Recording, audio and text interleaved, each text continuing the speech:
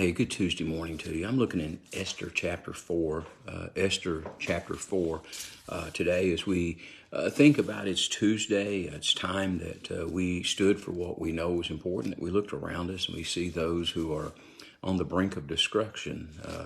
And so this is the passage beginning in verse 10. Then Esther spoke to Hathach and gave him a command for Mordecai.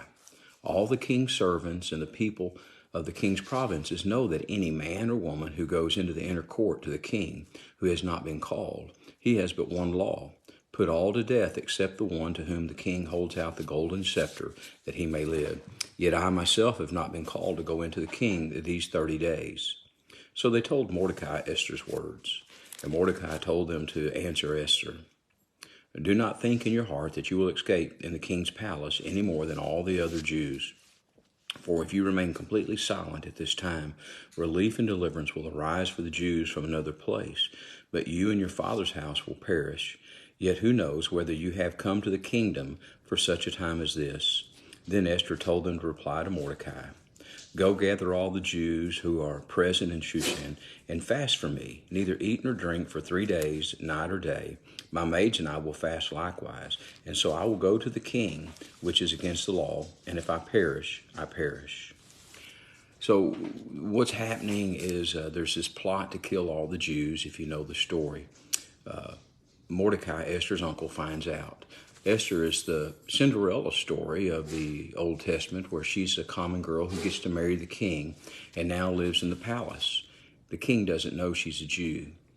There's one in the kingdom who hates the Jews, wants to destroy them all, has plotted and made a plan to do so.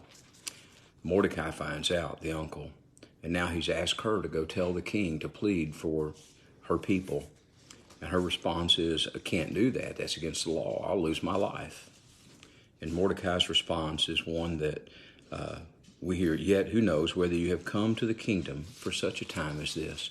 Think about your life for a moment. Maybe God has brought you to this place for such a time as this. Maybe God has given you the job, the relationship, the friendship, the position for such a time as this, that you could speak up, speak out for the plight of some particular group, whether it be the children who need an advocate, whether it be the Christians who are struggling, whether it be the elderly who are being abused or not treated and cared for, whether it just be a family member, someone. You can go to the king.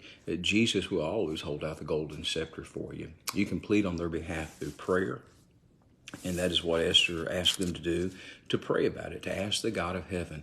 Because ultimately, it's not the one who is on the throne or in the White House or in the governor's mansion or at the mayor's office. It is God who has the power. And so we should go to him first when we realize there's a difficulty, a problem. And we should ask him what he would have us to do. So this day, I know I've gone long. I'm giving you this challenge to see today on this Tuesday who it is, where it is that God has placed you, and for what cause that was. Pray you have a great day. Know, as always, at Westview, we're here for you. So you have a great one, and God bless.